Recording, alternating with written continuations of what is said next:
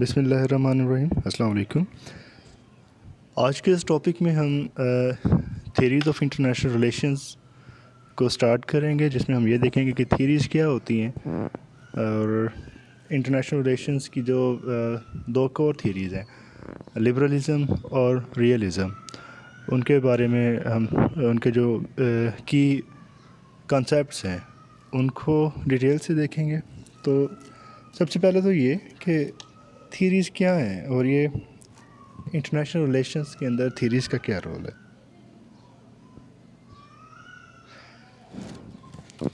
Theory basically ایک gas generate کرنے کا سسٹم ہے۔ جب سائنٹیفک ریولوشن آئی تو اس کے بعد سے چیزوں کو سائنٹیفکلی پریزنٹ کرنے کی کوشش کی گئی۔ آئی آر کے اندر بھی چیزوں کو، کیونکہ یہ ایک الگ سبجیکٹ کے طور پہ ڈیولپ ہو رہا ہے، اور جب تک آپ سسٹمیٹک میکنزم ڈیولپ نہیں کر لیتے، کوئی بھی سبجیکٹ جو ہے وہ انڈیپینڈنٹ سبجیکٹ نہیں بن سکتا۔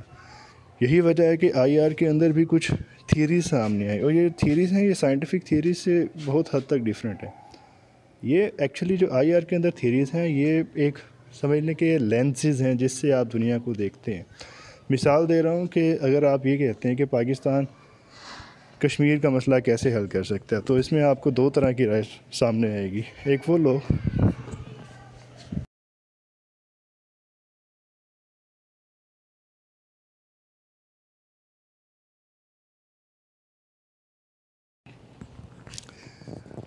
لوگ ہوں گے جو کہیں گے کہ پاکستان کو چاہیے کہ وہ انڈیا پر حملہ کر دے اور ہم قوت کے ذریعے بائی فورس کشمیر کو آزاد کروا سکتے ہیں۔ اور دوسرے وہ لوگ ہوں گے جو کہیں گے کہ پاکستان کو انٹرنیشنل فورمز پر اس میٹر کو اٹھانا چاہیے۔ انٹرنیشنل فورمز پر ہم اس میٹر کو اٹھائیں گے تو اس سے پاکستان جو ہے انڈیا پہ پریشر کریٹ کرے گا، اور جو پریشر ہے وہ کشمیر کو آزاد کروانے کا ذریعہ بنے گا۔ اب یہ کیا ہے کہ ایک ہی میٹر کو ریزالو کرنے کے لیے دو ڈیفرنٹ اینگل سے آپ دیکھ رہے ہیں۔ ایک وہ اینگل جو کہتا ہے کہ آپ کے پاس فورس ہونی چاہیے تاکہ آپ اپنے میٹرز کو ریزالو کر سکیں۔ دوسرا یہ کہتا ہے کہ آپ انٹرنیشنل جو فورمز ہیں، انٹرنیشنل آرگنائزیشنز، انٹرنیشنل لا، اس کی ہیلپ لیتے ہوئے آپ چیزوں کو سارٹ آؤٹ کر سکتے ہیں۔ تو یہ دونوں ڈیفرنٹ تھیریز ہیں۔ جو پہلی تھیریز ہے جو فورس کے ذریعے میٹرز کو ریزالو کرنا چاہتے ہیں، وہ ریئلسٹ کہلاتے ہیں، اور جو انٹرنیشنل لا، انٹرنیشنل آرگنائزیشنز کی بات کرتے ہیں، پیس کی بات کرتے ہیں، وہ لوگ لبرلسٹ کہلاتے ہیں۔ اس کے بارے میں ایک اور مثال دی جاتی ہے کہ آپ اگر آپ نے بلو گلاسز لگا لیے تو پھر آپ کو دنیا ساری بلو نظر آئے گی۔ اگر آپ نے یلو لگا لیے تو آپ کو ساری دنیا یلو نظر آئے گی۔ تو یہ جو تھیریز ہیں، یہ ایک طرح کی گلاسز ہیں، جو ایک طرح کا اینگل ہے، ویو پوائنٹ ہے، جس سے آپ انٹرنیشنل ایرینا میں جو کچھ بھی ہو رہا ہے اس کو دیکھتے ہیں، اس کو اسی وے میں دیکھتے ہیں۔ پھر تھیریز کا کام جسٹ یہ نہیں ہے کہ چیزوں کو پریزنٹ کر دینا۔ یہ تین بیسک فنکشنز ہوتے ہیں تھیریز کے: آبزرو کرنا، دین ڈسکرائب کرنا، اینڈ دین پریڈکٹ کرنا۔ اس میں چیزوں کو سب سے پہلے تو آبزرو کیا جاتا ہے، کوئی بھی تھیری جو ہے آبزرویشن کے بغیر نہیں آتی۔ پھر اس کے بعد ڈسکرائب کیا جاتا ہے۔ ڈسکرائب مطلب جو بھی انسیڈنٹس ہو رہے ہوتے ہیں ان کو کوشش کی جاتی ہے انہی کے اندر ان کو فال کرنے کی۔ اور تیسرا پریڈکٹ کیا جاتا ہے فار فیوچر۔ ایک بڑی پاپولر تھیری جو کل بھی ہم لوگوں نے ڈسکس کی تھی کہ کوئی بھی ہیگمان یہ نہیں چاہتا کہ اس کی ہیگمنی کو چیلنج کیا جائے۔ مطلب کوئی بھی اگر ہیگمان وہ سپر پاور ہوتی ہے جو دنیا کو لیڈ کر رہی ہوتی ہے، تو جب کوئی دوسری پاور اس سپر پاور کے قریب آنے لگتی ہے ان ٹرمز آف پاور، تو وہ جو ہیگمان ہے وہ اس کو کرش کرنے کی کوشش کرتا ہے۔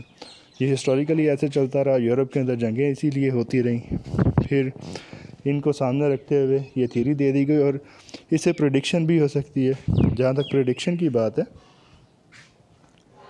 تو چائنا اگر رائز کر رہا ہے تو یو ایس اے کی پوری کوشش ہے کہ چائنا کو رائز نہ کرنے دیا جائے، اس کے رائز کو کرش کیا جائے۔ یہی وجہ ہے کہ وہ ریجنل پاورز کو چائنا کے خلاف یوز کر رہا ہے۔ وہ ٹریڈ وار اس نے چائنا کے ساتھ شروع کی، مطلب وہ ہر اینگلز کے ساتھ کھیل رہا ہے جس سے وہ چائنیز رائز کو کرش کر سکے۔ تھیریز کا سٹارٹ کیسے ہوا تھا؟ ٹائپس آف تھیریز میں دو طرح کی تھیریز ہوتی ہیں، پرابلم سالونگ اور کریٹیکل تھیریز۔ پرابلم سالونگ وہ کہ جو انٹرنیشنل ریلیشنز کے اندر جو فنامناز چل رہے ہیں, جو انسیڈنٹس ہو رہے ہیں, ان کو ایکسپلین کرتی ہیں. اور جو کریٹیکل تھیریز ہیں یہ just settled theories, liberalism, realism وغیرہ کو کرٹیسائز کرتی ہیں. اور اس سے پہلے کہ ہم ان چیزوں کو فردر ایکسپلین کریں, کچھ بیسک کنسیپٹس ہیں جو آپ لوگوں کو سمجھنا ضروری ہیں. Absolute gain, relative gain. Absolute gain جس میں کسی کو بھی لاس نہیں ہوتا, ہر بندہ گین کرتا ہے. میں کسی مارکیٹ میں جاتا ہوں, میں وہاں سے چیز پرچیز کرتا ہوں, تو جو مارکیٹ آنر ہے اس کو اس کے پیسے ملیں گے اور مجھے وہ چیز ملے گی. میری ضرورت کے لیے تھی تو میں نے اس کو پرچیز کیا, اس کو بھی بینیفٹ ہوا, مجھے بھی بینیفٹ ہوا. یہ کیا ہے؟ Absolute game. اس کو سم گیم بھی کہتے ہیں کہ دونوں سائڈ پر پازیٹیو سمجھنے کے گین تھا. سی پیک کی مثال اس میں پریزنٹ کی جا سکتی ہے کہ سی پیک کے اندر اگر آپ دیکھیں تو چائنا اور پاکستان کے اندر انفراسٹرکچر چائنا ڈیولپ کر رہا ہے. چائنا کو انڈین اوشن تک ایکسیس چاہیے, وہ اس روٹ کے تھرو مل رہی ہے. تو پاکستان کو کیا ہوگا؟ پاکستان کو اس سے اکنامک بینیفٹ ہوگا. پاکستان اس کو کنیکٹ کرے گا فردر, اور یہاں سے پاکستان کو اچھی خاصی ارننگ ہو جائے گی, پاکستان کی سی پورٹ ایکٹیو ہو جائے گی. تو کیا ہے کہ ایک پروجیکٹ آیا, اس پروجیکٹ سے دونوں پارٹیز جو ہیں وہ بینیفٹ لے رہی ہیں. ریلیٹیو گین جو ہے یہ کنسیپٹ بالکل ڈفرینٹ ہے اس سے. ریلیٹیو گین کا مطلب یہ ہوتا ہے کہ جہاں گین کے معاملے میں کمپٹیشن ہو, ایک اگر گین کر رہا ہے تو دوسرا لاس کر رہا ہے, یہ ریلیٹیو گین ہے. اگر آپ یہ ایزیوم کر لیں کہ جو گین ہے دیٹ از 100%, اور دو پارٹیز کمپیٹ کر رہی ہیں, اگر تو ایک پارٹی 50% لیتی ہے تو دوسری کے حصے میں 50% آئے گا. اگر ایک پارٹی 70% لیتی ہے تو دوسرے کے حصے میں 30% آئے گا. اور اگر ایک پارٹی 120% لے جاتی ہے تو دوسرے کو 20% لاس ہو گیا. اور کشمیر کی مثال آپ یہاں پہ دے سکتے ہیں کہ کشمیر انڈیا اور پاکستان کے درمیان کنفلکٹ ہے, تو جتنا کشمیر پاکستان کے حصے میں آ جائے گا انڈیا کے حصے سے اتنا چلا جائے گا, یا جتنا انڈیا کے حصے میں چلا جائے گا اتنا پاکستان کے حصے سے چلا جائے گا. تو ایک پارٹی گین کرے گی تو دوسری پارٹی لاس کرے گی. اس کو کہتے ہیں زیرو سم گیم, کہ ایک کو فائدہ ہوا ایک کو نقصان ہوا, دونوں کو جمع کریں تو آپ کے پاس جو سم آتا ہے وہ زیرو آتا ہے. پھر ہائی پالیٹکس اور لو پالیٹکس, یہ دو ٹرمز اس میں یوز ہوتی ہیں. ہائی پالیٹکس جو ہے جہاں پر بات سروائیول کی آ جاتی ہے, کنٹری کے سروائیول, ایسے معاملات جہاں سے کنٹری کا سروائیو کرنا ان پہ ڈیپینڈ کرتا ہے. نیوکلیئر کی بات کر لیں تو یہ چیزیں جو ہیں یہ ہائی پالیٹکس میں آ جاتی ہیں. اور لو پالیٹکس کے اندر وہ سارے معاملات کہ جو سروائیول تک وہ کنٹری کے سروائیول کے لیے ضروری نہیں ہے لیکن امپورٹنٹ ضرور ہیں.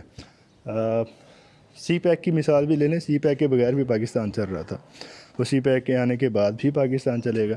تو سی پیک کے نہ ہونے سے پاکستان ختم نہیں ہو جائے گا, تو یہ لو پالیٹکس کے اندر آئے گا. ٹریڈ موسٹلی جو ہوتی ہے یہ لو پالیٹکس کے اندر رہتی ہے.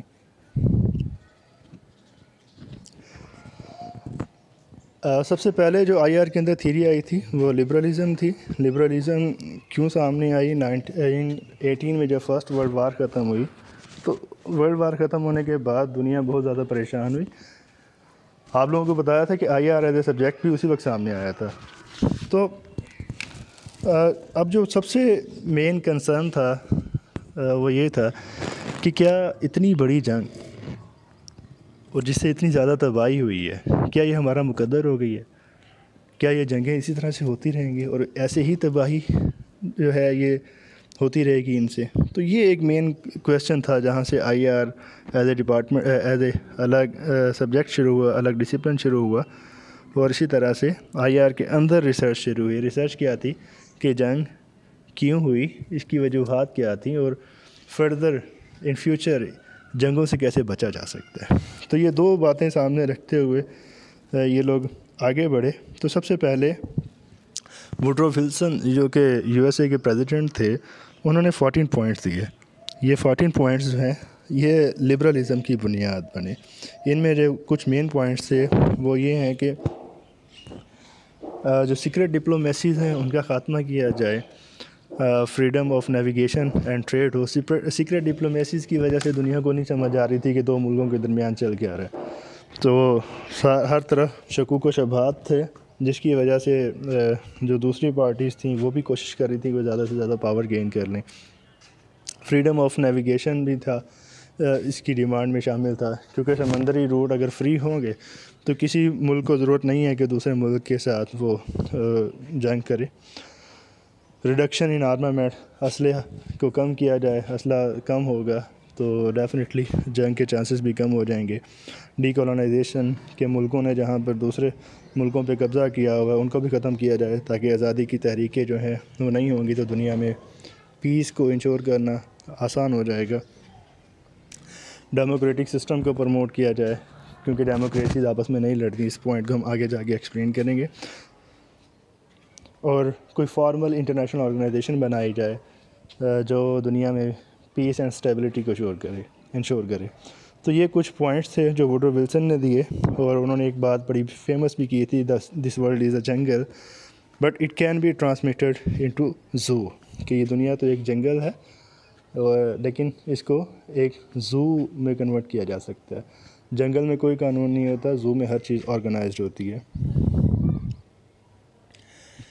پھر اسی دور میں نارمن اینجل نے بھی ایک بک لکھی دا گریٹ ایلوژن کے نام سے، انہوں نے بھی کچھ پوائنٹس دیے تھے، اور جو پوائنٹس ہیں وہ بیسیکلی فری ٹریڈ کو پروموٹ کر رہے تھے۔ ان کا کہنا یہ تھا کہ جتنا بھی دنیا ماڈرنائزیشن دنیا کے اندر ہوتی جائے گی، دنیا انٹر ڈیپینڈنٹ ہوتی جائے گی، تو جنگوں کے چانسز بھی کم ہوتے جائیں گے۔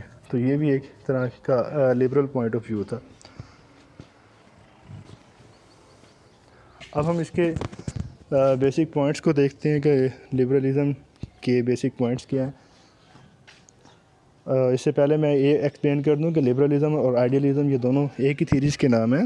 لبرلزم اس لیے سامنے آئی تھی کہ دنیا کو جنگ سے بچایا جائے، لیکن یہ پاسبل نہیں ہو سکا، دنیا سیکنڈ ورلڈ وار کے اندر چلی گئی۔ جب سیکنڈ ورلڈ وار میں چلے گئے تو ایک اور ایک اور طرح کے فلاسفر سامنے آئے جنہوں نے لبرلزم کو کرٹیسائز کیا۔ انہوں نے کہا کہ ان کی جو باتیں تھیں یہ ساری خیالی باتیں تھیں، خیالی باتیں جو ہوتی ہیں وہ آئیڈیلزم کہلاتا ہے۔ اسی لیے انہوں نے کہا یہ لبرلسٹ نہیں، بیسیکلی یہ آئیڈیلسٹ تھے۔ تو لبرلزم اور آئیڈیلزم یہ دونوں ایک ہی تھیری کے نام ہیں۔ اس کے بیسک ٹینٹس کیا ہیں؟ سب سے پہلے یہ ہے کہ ہیومن بینگز آر ریشنل۔ ان کا جو فرسٹ پوائنٹ ہے وہ یہ ہے کہ ہیومن بینگز جو ہیں یہ ریشنل ہیں۔ ریشنل کا مطلب جو سوچ سمجھ کے فیصلے کرتا ہو، جس کے جو ریزن کی بنیاد پر ڈیسائیڈ کرتا ہو، اور اسٹیٹس کو چلانے والے بھی ہیومن بینگز ہی ہیں۔ تو اسٹیٹس بھی اسی لیے جو فیصلہ کرتی ہیں وہ سوچ سمجھ کے کرتی ہیں۔ جو ریشنل ہوگا وہ ہمیشہ بینیفٹ کے لیے جائے گا، وہ جہاں پر اس کو فائدہ ہو، دوسرے لوگوں کو فائدہ ہو، ایسے ہی اسٹیپس وہ لے گا۔ سیکنڈ ہے جو مین از کوآپریٹیو۔ اس میں انسانی نیچر جو ہے اس کو یہ ایزیوم کیا گیا ہے کہ انسان دوسروں کے ساتھ کوآپریٹ کرتا ہے میوچل بینیفٹس کے لیے، وہی سم گیم ٹائپ کی یہ بات ہے۔ تھرڈ ہے جی اسٹیٹس جو ہیں وہ ایبسولوٹ گین کے لیے جاتی ہیں۔ اسٹیٹس جو ہیں وہ ایبسولوٹ گین کے لیے جاتی ہیں۔ اس کا مطلب یہ ہے کہ آپس میں جنگ وہ ضروری نہیں ہے کریں گی، ہاں جہاں پہ کوئی ادر آپشن نہیں ہوگا وہاں پہ تو اسٹیٹس جنگ کے لیے چلی جاتی ہیں۔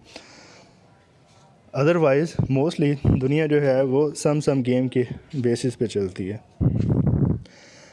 ڈیموکریٹک پیس تھیری یہ بھی لبرلزم نے پریزنٹ کی کہ ڈیموکریسیز جو ہوتی ہیں یہ آپس میں لڑتی نہیں ہیں۔ اس میں ایک پورا انالیسس دیا گیا پریویس جنگوں کا، کہ جس میں موسٹلی یا دونوں طرف آٹوکریٹک گورنمنٹس ہوتی تھیں، آٹوکریٹک مطلب ڈکٹیٹرشپ، یا ایک سائڈ پہ آٹوکریٹک گورنمنٹ تھی اور دوسری سائڈ پر ڈیموکریسی تھی، مطلب ایٹ لیسٹ ایک پارٹی اس میں سے آٹوکریٹک ضرور تھی۔ دونوں سائڈس پر ڈیموکریسیز ہوں یہ بہت کم ہوا، تو وہاں سے یہ ایزمپشن بھی دی گئی کہ اگر دنیا میں ڈیموکریسی کو پروموٹ کر دیا جائے تو جنگیں جو ہیں یہ ختم ہو سکتی ہیں۔ یہی وجہ ہے کہ آج تک ہم دیکھتے ہیں کہ امریکہ ڈیموکریسیز کو پروموٹ کرنے کے نام میں دنیا کے مختلف ممالک میں انٹرفیئر کرتا ہے، تو وہی لبرلزم کو آگے چلایا جا رہا ہے جنگوں کو ختم کرنے کے لیے۔ اور نان اسٹیٹ ایکٹرز کو یہ لوگ پریفر کرتے ہیں، کہتے ہیں اسٹیٹس بالکل امپورٹنٹ ہیں انٹرنیشنل ایرینا میں، اسٹیٹس مین ایکٹر تو ضرور ہے لیکن سب سے زیادہ اہم ایکٹرز وہ پھر بھی نہیں ہیں. سب سے زیادہ اہم ایکٹرز جو ہیں وہ نان اسٹیٹ ایکٹرز ہیں. نان اسٹیٹ ایکٹرز کو ہم لوگ الیبریٹ کر چکے ہیں. نان اسٹیٹ ایکٹرز میں انڈیویجولس بھی آ جاتے ہیں. آپ اس میں بزنس کمیونٹی کو بھی سامنے رکھ سکتے ہیں اور انٹرنیشنل آرگنائزیشنز کو بھی اس میں آپ پریزنٹ کر سکتے ہیں. Interdependence can reduce the possibility of war. اب ان کا کہنا یہ تھا کہ انٹرڈیپینڈنس کو اگر پروموٹ کر دیا جائے تو دنیا میں جنگ کے خطرات جو ہیں وہ کم ہو جائیں گے. اس کی مثال آپ کو دیتا ہوں. انڈیا اور چائنا ان دونوں کے درمیان جو ٹریڈ ہے یہ پچھلے کچھ سالوں میں بہت زیادہ بڑھی ہے. تو اگر آپ یہ ایکسپیکٹ کر رہے ہیں کہ ان کی جو آپس کی بارڈر ٹسلز ہیں یہ فل فلیج وار میں کنورٹ ہو جائیں گی تو یہ نہیں ہوگا. ایسا بالکل بھی نہیں ہوگا کہ دونوں اسٹیٹس جو ہیں ان کے بہت زیادہ سٹیکس ایک دوسرے کے اندر شامل ہیں. دونوں کی بزنس کمیونٹی جیسے ہی ان کے تعلقات آپس میں خراب ہونا شروع ہوں گے تو بزنس کمیونٹی دونوں سائڈ سے وہ کوشش کرے گی کہ اپنی گورنمنٹس کو اوپر پریشرائز کریں اور اس پریشر کے ذریعے اس جنگ کو ٹالا جائے.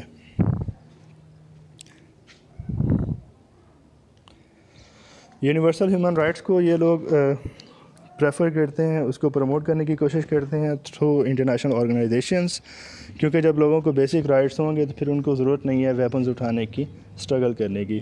آپ افغانستان کو دیکھتے ہیں کہ افغانستان کے اندر لوگ بیسک ہیومن نیسیسٹیز جو ہیں ان سے بھی محروم ہیں. اگر جتنی لائف کے اندر آسائشیں زیادہ ہوں گی تو لوگ اتنے زیادہ پیسفل ہوتے جائیں گے. اور جہاں پر ڈسپیوٹس آ جاتے ہیں اسٹیٹس کے درمیان تو ان کو انٹرنیشنل لا اور انٹرنیشنل آرگنائزیشنز کے تھرو ان کو ریزالو کیا جا سکتا ہے. تو یہ لبرلزم کے بیسک پوائنٹس ہیں، ان کو آپ لوگ دیکھ لیں. پھر اصل میں تھیریز آپ کو میں نے بتایا، تھیریز کا کام کیا ہے کہ آپ کو پریزنٹ کرتی ہیں دنیا کو دیکھنے کا ایک پورا ویو پوائنٹ. اب یہ کچھ بیسک پوائنٹس ہیں، جو ان پوائنٹس پر سوچتے ہیں وہ لبرلسٹ کہلاتے ہیں. اور اس سے جو سمجھنے اس کا اپوزٹ ہے دیٹ از ریئلزم، اس کو ہم کل اسٹڈی کریں گے. ٹیک کیئر، اللہ حافظ.